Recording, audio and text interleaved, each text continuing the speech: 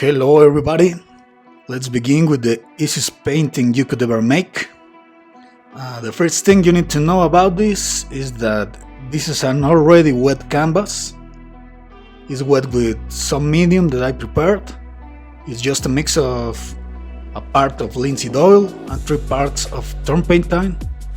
You just mix it into a jar and you just spread it with a rag or some paper towel.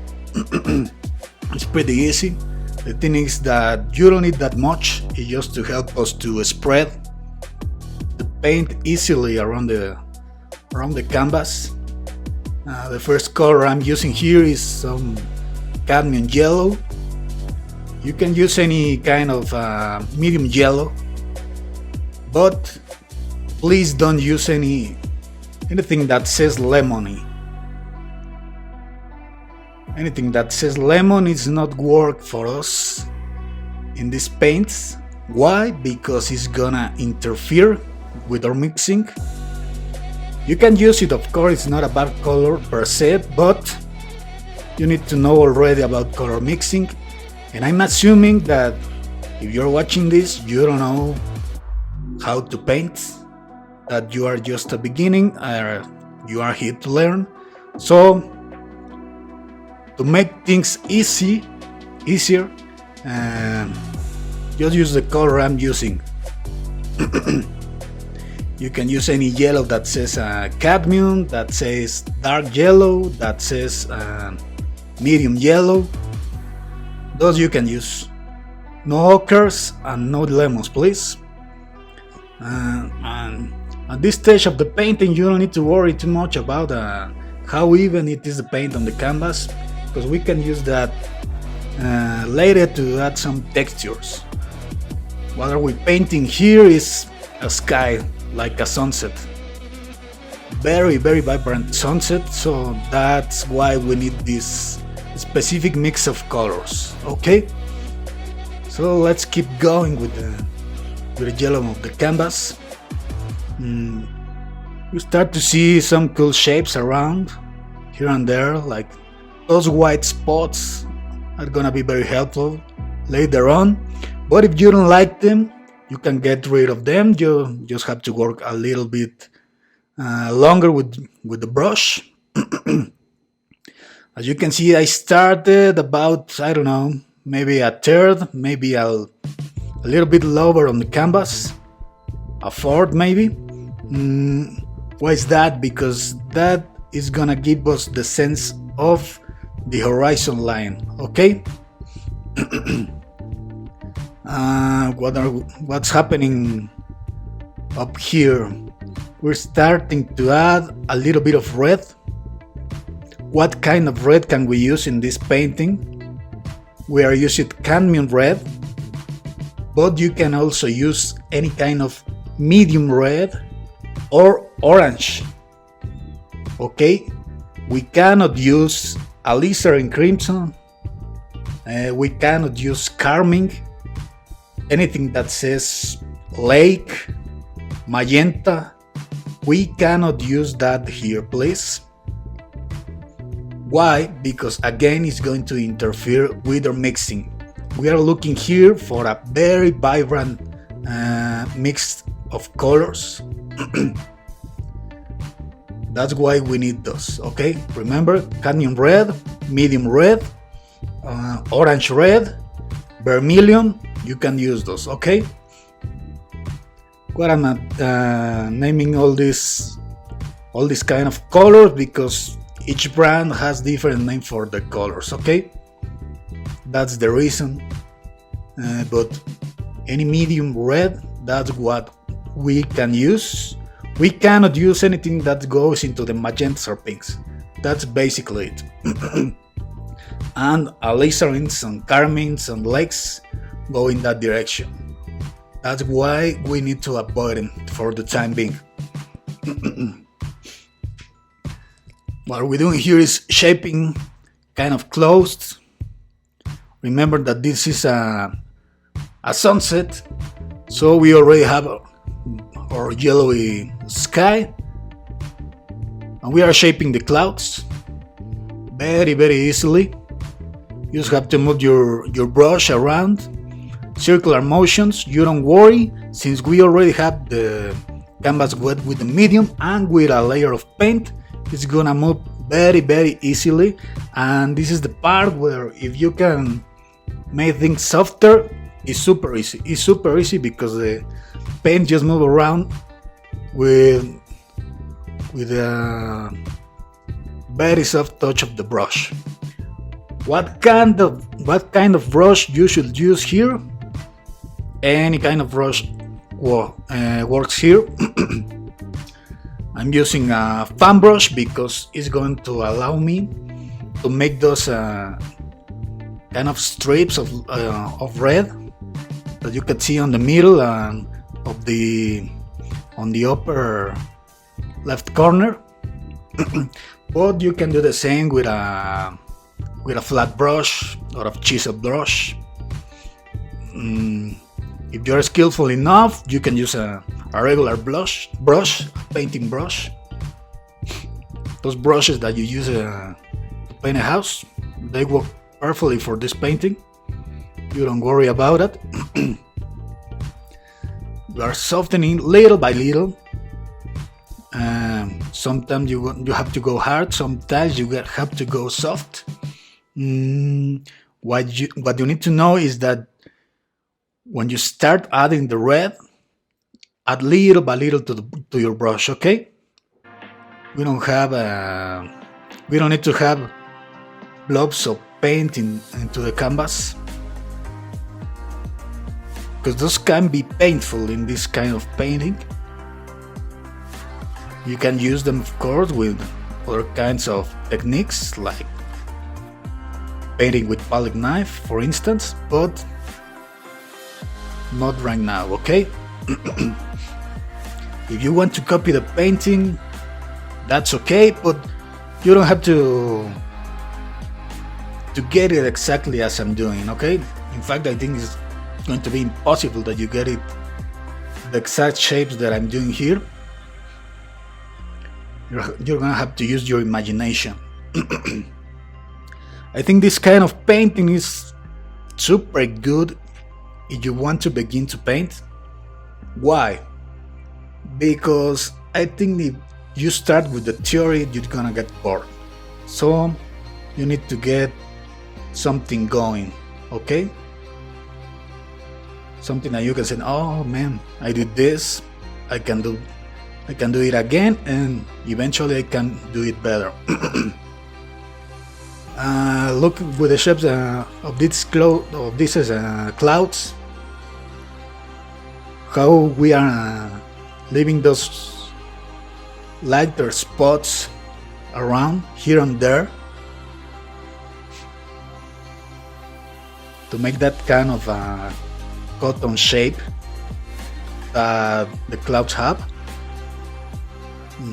Let's spread a little bit of more red here on the base. Let's soften these edges a little bit more. It's super easy, and at this point I'm not adding more paint to my brush, I'm just using what I already had. Why? Because we're gonna have to adjust later on, okay, when we have more of our values. Now I got a different brush, a clean brush with no red in it. I picked some white and I'm gonna soften this lower edge, which is going to be our horizon where our sun is going to be. So it's gonna be our brightest part where we have more light. That's why it's going to be super white with a slight touch of yellow, almost imperceptible, okay? As you can see, you don't need expensive brushes to paint.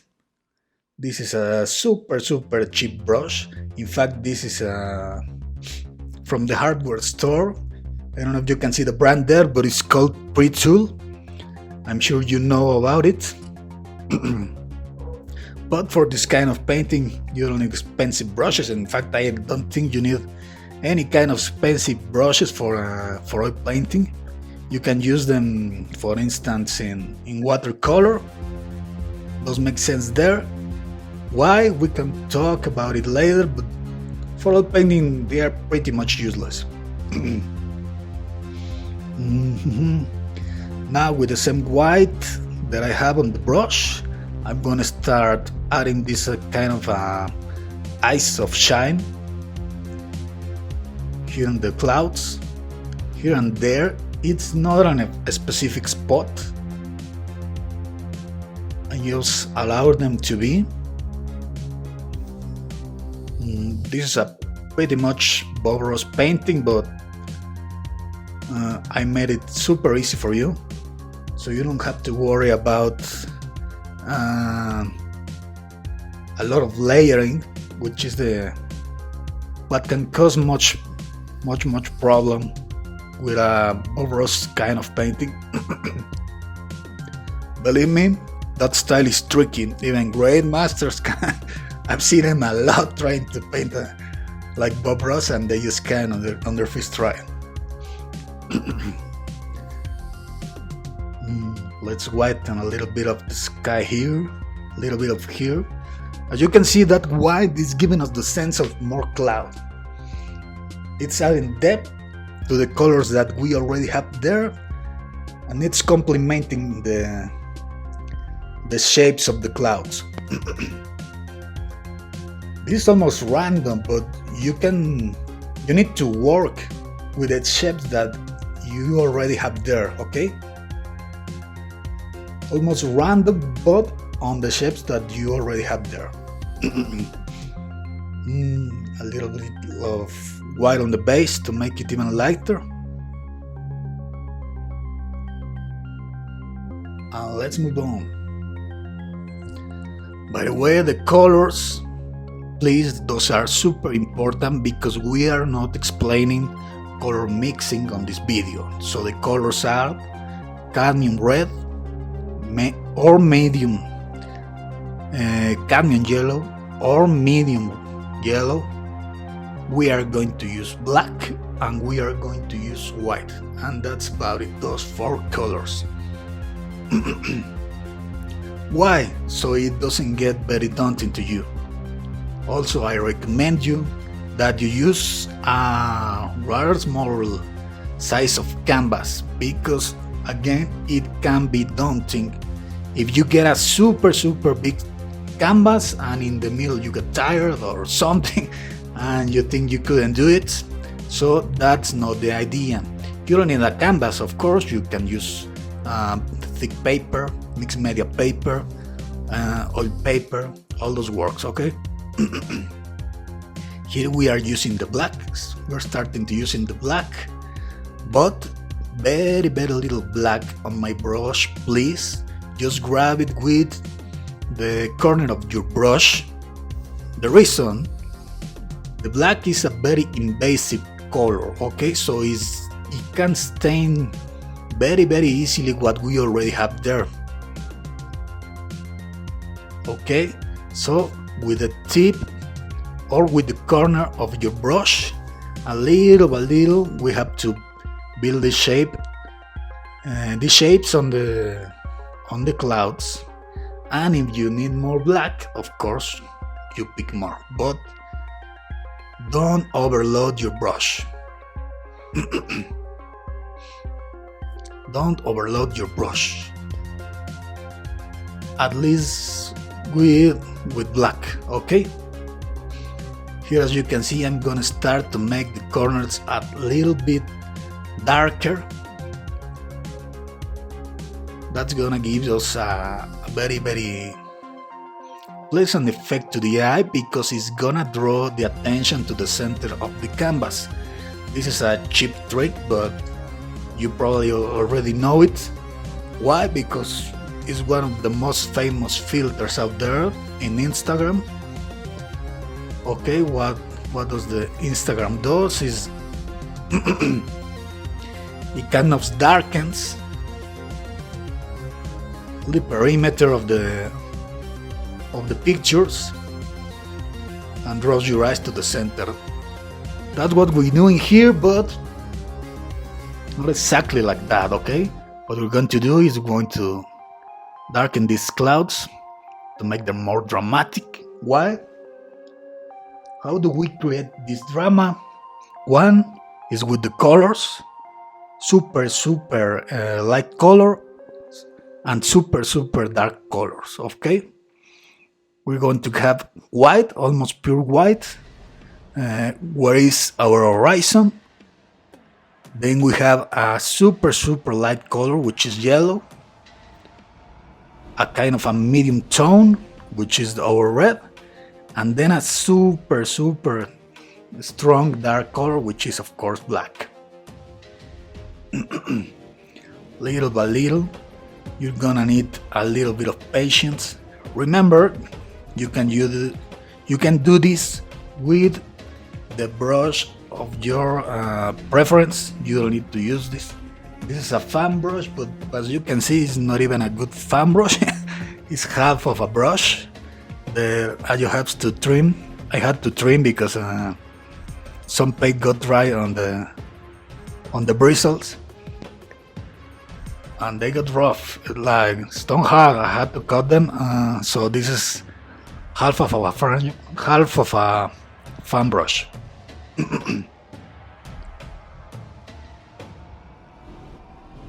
We should be going pretty easy here because again we're using black and it's a very invasive color. But it's very useful that you do it this way, especially if you are a beginner, because you are going to learn to control two things. One, the amount of paint that you have on your brush, and two, how do you move, how you are moving that paint on the canvas. That's very important, okay, for any style of painting you want to make in the future. This is the base for all the paintings out there. It doesn't matter if it is a hyperrealism. You have to control the amount of paint on your brush and how you move that paint on the canvas. Okay, as you can see, I have very little paint on my brush. And how am I controlling it? I'm trying to make the shape of clouds. Why are we picking clouds to a first lesson of painting? Because they are pretty loose and pretty easy. For a beginner, that's what we're looking for, because we don't want to overwhelm him or overwhelm them with something more complicated. That's why we are also keeping the mixing theory, color mixing theory. As you can see, we are not mixing anything on our palette. We're mixing everything right on the canvas as we go. Okay, I'm extending this dark part of the clouds a little bit lower on both sides, but I decided that right side is going to be slightly darker than the left. Why? We're gonna see a little bit in the future. You don't worry. Right when we hit that bottom part of the canvas. Okay, I'm going to explain it there, if I don't forget. Again, we're darkening those corners. Excuse me.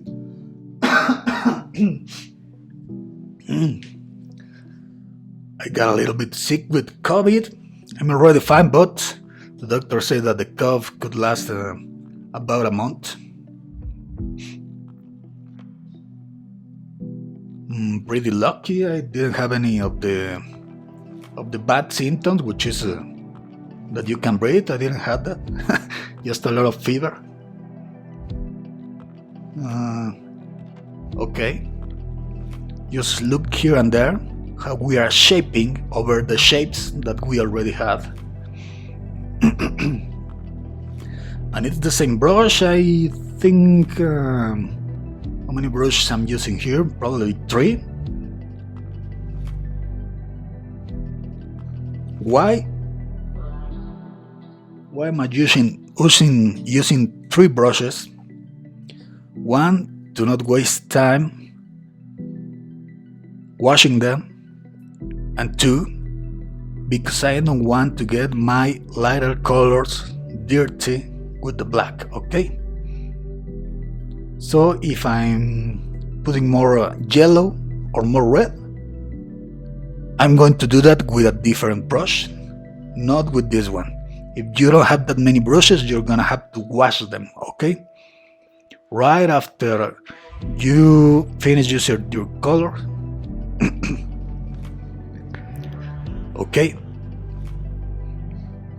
not totally washing, but wash them with turpentine and dry them with a paper towel. Please don't do what Bob Ross does. All the splatter of turpentine is not good, nor for you, nor for your drum. Okay, I'm gonna grab more black on my brush. Look, it's just the same brush that I was using for the top. And I'm gonna draw a very rough horizon line here, which these are not gonna be mountains, okay? This is gonna be the ground, soil. That's what we are aiming here for. I have to cover this part almost completely, but all again, we don't need it to be super even. In fact, if we can leave some spots here and there, we need this to be dark, very dark, but it does not have to be even, okay? So I'll keep adding black and covering this space. This is going to be our soil. Look, the shapes over there look super pretty, but since this is a beginner's painting, we're gonna cover most of it. Why? To make it simpler, okay? We already worked a lot with our clouds. We're probably going to go back again to adjust the the value, okay? Probably we will need them a little bit darker.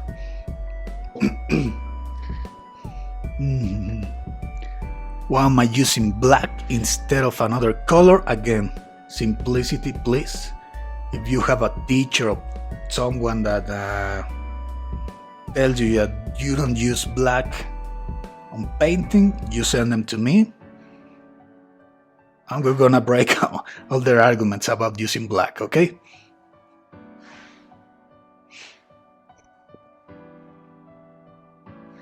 This is super easy, so you don't get frustrated with color mixing if you don't know it already.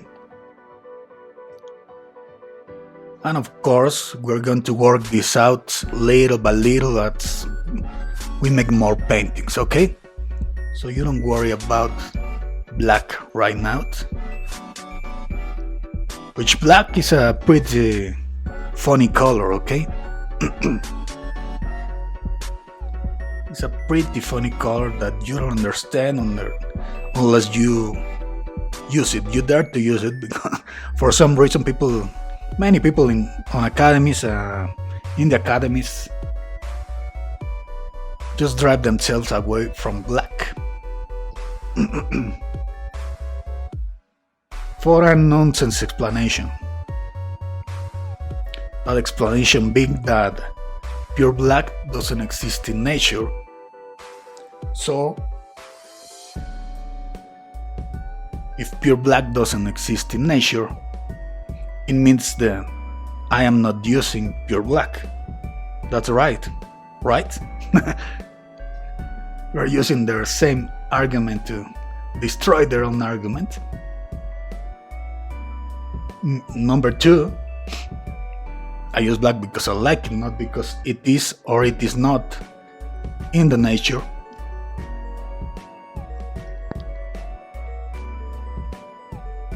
And number 3, in this particular painting, we are letting some of the white of the canvas to shine through I don't know if you can notice it here, but there are some great spots here and there on the ground that give us the sensation that there is something more going on. I changed my brush here for a little bit different. This is a round brush, regular round brush. Why? Because it's easier to make this paint, these shapes of trees. Okay, we have a log there on the ground, and there a little bit of a bush. And this thing standing right there, I think it's going to be like a tree with no leaves. Maybe because it's autumn, maybe because it's dry. I really don't know. But we are going to work your brush work a little bit, because I'm planning of adding some really fine tweaks here and there. If you can do it with these techniques of brush, good, but I recommend you to change to an even thinner brush. Okay, it's going to be easier. Here I'm having some troubles because I would usually move myself to the left, but I have the camera right there, so I can go there. Or I can move my right hand to the left to position it better, because I'm afraid I'm going to hit the camera and take it out of position. Okay, but you don't worry. Take your time. This requires a little bit of patience. And remember that this is going to give us the base to any kind of painting later on. Remember that this is easier than a Bob Ross painting, okay? Bob Ross does a lot of things, tricks you could say about his technique that he doesn't say on camera. Why? Probably because they are just super easy to him. But people don't explain it, and you don't learn it unless you paint like him, okay? As I was telling you before, I've seen a lot of great painters out there that try to paint like Bob Ross, and they just can't. Why? Because it actually requires a lot of to know a lot of tricks about that technique, which is similar to this, which we can use for any style you want. Okay? You want to go cartoony, you can go cartoony. If you don't want to go cartoony, you want to go to realism, you can go, and you can do it with this technique. Which are not opposites from other techniques, are more like a complement to each other, okay?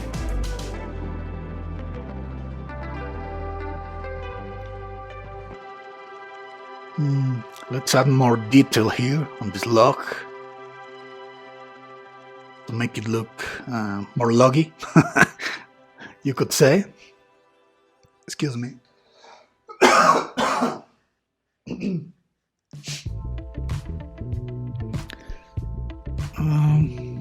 Let me get some more black, because I already finished it. Do not use a lot of paint on your palette, okay?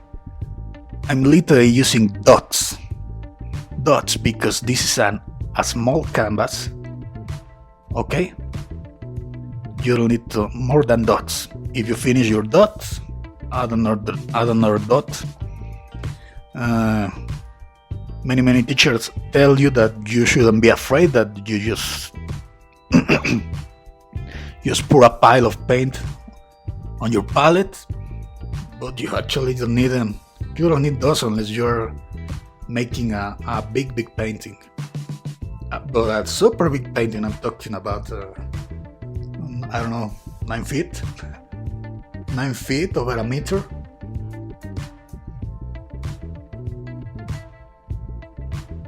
What are we doing here? I thought that I could make some kind of rock, but then I changed my mind and I tried to make them look a little bit more like bushes, okay? A little bit more like bushes. If you are having trouble making those super thin lines, dip your brush on turpentine. Please not oil. Please not oil on turpentine, and mix it with your paint. Okay, make your paint kind of inky, like ink, watery. That's the consistency you are looking for. Okay, for making those super thin lines. I like the shape, kind of a cliffy, super edgy rock there on the ground. Now let's return to the clouds and let's make them a little bit darker. A little bit darker. Why? Because again we're trying to draw the eye to the center. We're going to do that by kind of framing the canvas with black. Okay, so we have the four corners super dark.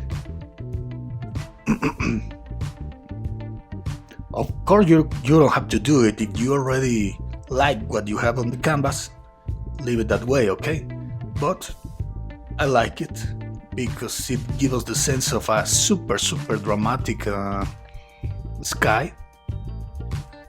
And I forgot later on to tell you.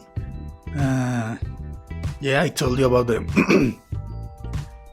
dramatic effect that we achieve by having a super light color like white and a super dark color like black. Okay, but we are also achieving that dramatic effect by giving these clouds that we usually associate with these like puffy forms, giving them this edgy shape, like strips, like they are breaking to sky. It gives us the sense of maybe like flames, you know? Maybe like flames, maybe like, I don't know, something edgy, very sharp. And that helps us to create that dramatic effect. There's not a single there's not only one way to achieve that, okay? But this is pretty easy for a beginner.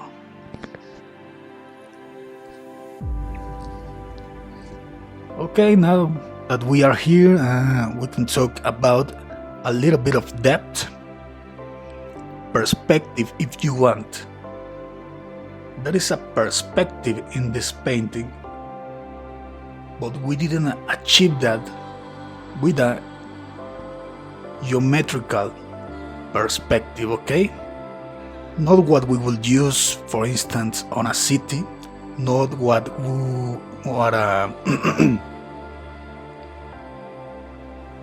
an architect would use to build, okay? We use those two, but not in this particular painting. What we are using here is more in the realm of what is called atmospheric perspective. How do we achieve that?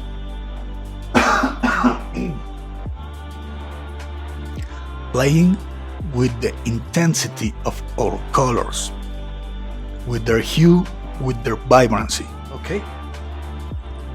With their value. Usually, things that are super far away are going to be super less vibrant. Of course, there's also involved a variation in the color, in the hue, but we are not touching that here. so it doesn't get super complicated. What we did here is that right about where the twigs of the tree are,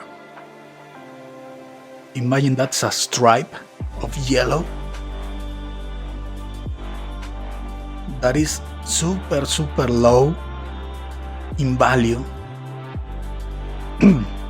Sorry, in vibrancy compared to what we have at the top, okay? Where there's even becoming a red, orange, vermilion, all the super vibrant colors. That's going to give us that's giving us the sensation, in fact, that that part of the clouds of the sky is farther away, and that these clouds are super close to us. Okay? The next thing we are doing in terms of perspective is that we are layering a super thick stripe of black right here at the bottom. All these round, all these rock shapes, bushes, etc. are giving us the sensation that they are closer to us. Why? Because if I have my sun set right where it is, right behind all of this, it's gonna hit me super hard on the eyes, and it's not going to allow me to see all the colors of these shapes. Only there are silhouettes. Okay? That's one. Number two, I was telling you before that the black is a very funny color, and one of its characteristics is that it's super vibrant out of the tube. Okay?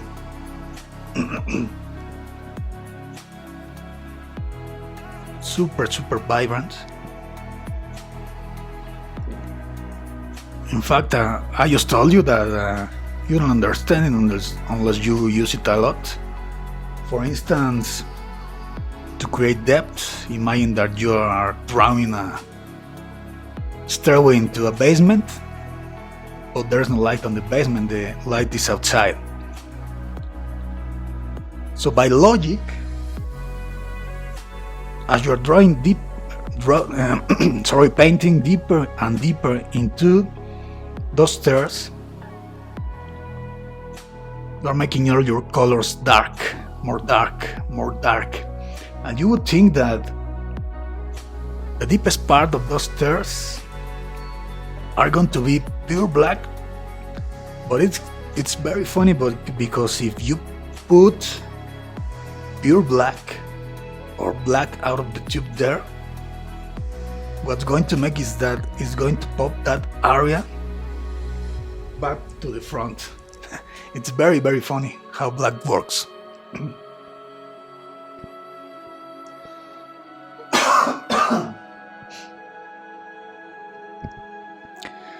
Again, retouching. This is painting. This is painting, sirs and ladies. You have to go back and forth.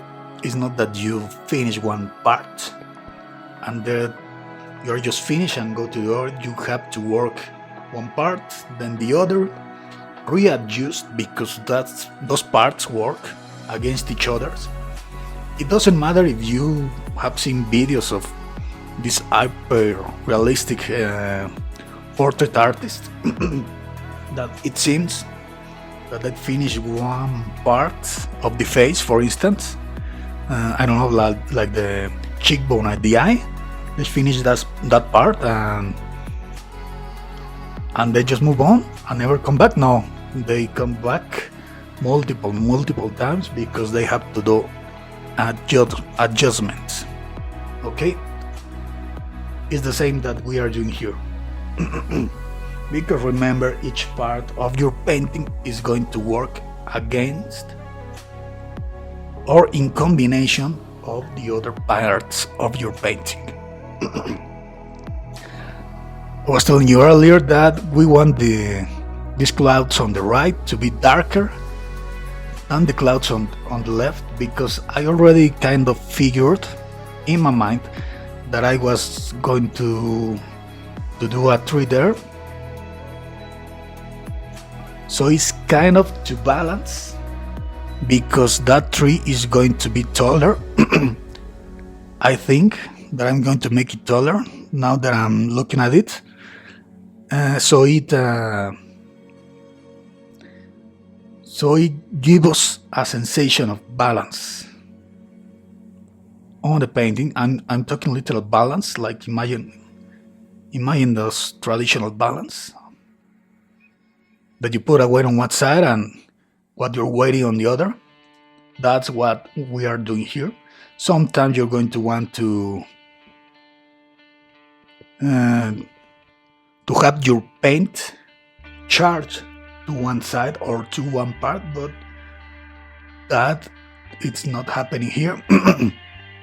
We're going to have a pretty balanced painting, okay? How are we doing that? With that black on the top right corner, and we're going to put more black on this left bottom corner. Okay, we want to put more black and we're going to make it taller, this tree. Let's see how it goes. I'm just playing with the shape. Here, if you have a very shaky hand, it's going to help you a lot, because if not, you're going to have to make it shake on purpose, okay? Which one do I have? The shaky hand, okay? It depends actually. Sometimes I can do super fine lines, straight lines. Sometimes I do this. But this is my common state. Okay, it depends. On what? I don't know, the mood, I suppose. The thing is that you need to develop the ability to refine those lines if you need to, okay?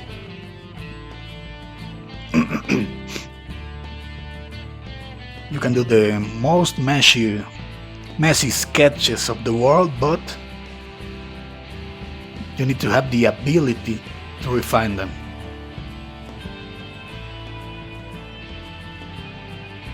Okay.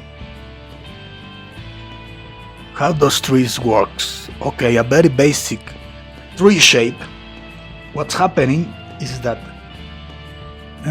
whichever, damn, I forgot the name of those.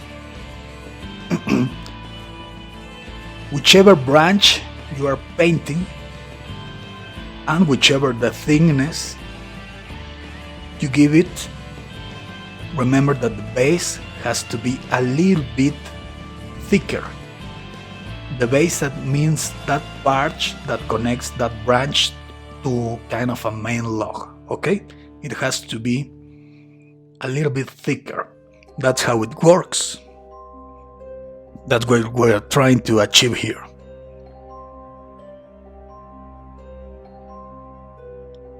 Remember that trees have a lot of different shapes, okay? They have like knots, they crack here, they turn here, they lean, okay? That's one of the reasons why I'm choosing to paint a tree here.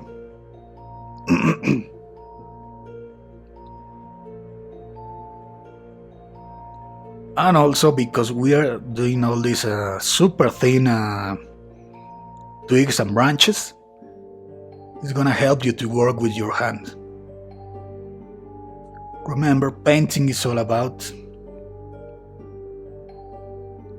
telling your hand what to put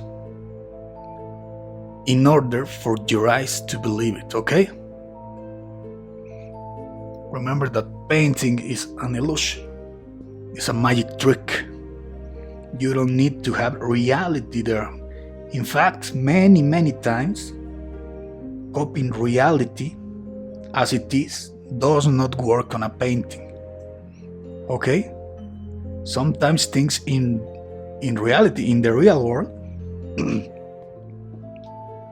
looks real to all of us because we know that is the real world. But if you paint it exactly as it is, sometimes it doesn't work for the eye, okay? And you have to adjust. It's pretty funny. You're going to find that in your journey. Believe it or not, it doesn't matter how perfect a paint is done in terms of realism or hyperrealism. Sometimes it just doesn't work. You have to do some adjustments for your eye to believe it, okay? For your mind to believe it.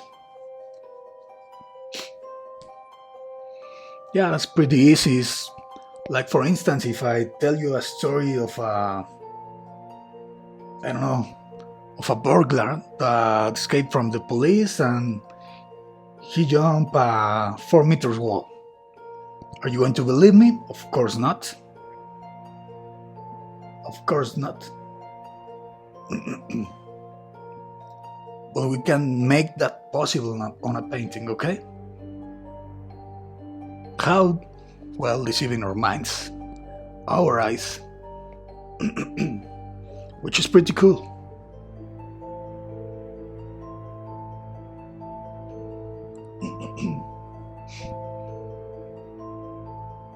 Remember that you don't have to copy every single branch I'm making here, okay?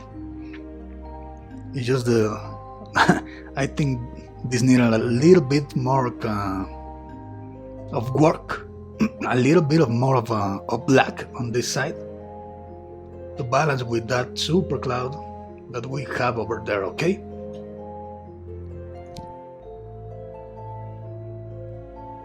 Looks kind of cool, I think.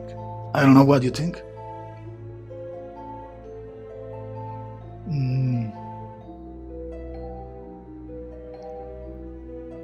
Let's see if we need a little bit of more details here and there.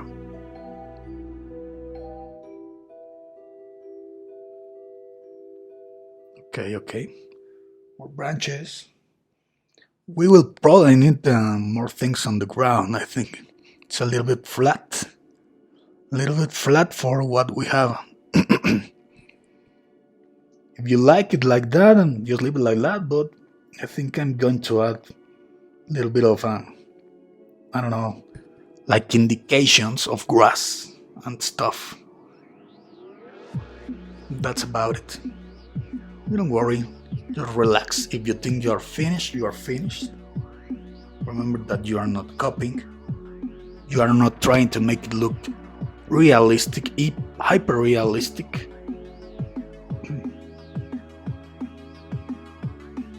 We're just giving the illusion to the eye, okay? If you already have some practice, some experience, you can add. I was thinking about making a line there, like looking at the horizon, but no, it can be difficult if you don't have experience drawing, okay? So let's leave it with these organic shapes that can be almost random. And we will add difficulty to the paintings as we go on.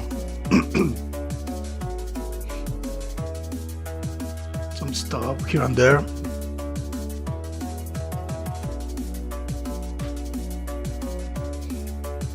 I don't know, this just seemed a little bit flat. A little bit of shine. Look at the rock shining. And I didn't add any of the white. I only used the white that was on the background. Okay. Little tricks you will learn. Pretty easy. You don't worry about them. Painting is not always about adding more paint. Sometimes it's about removing. Sometimes it's about using what you already have there. I think this painting is where you should start, even if what you're looking for is to learn to draw. I think drawing is harder than this. Very, very harder. So much harder, in fact, than making a paint like this, okay?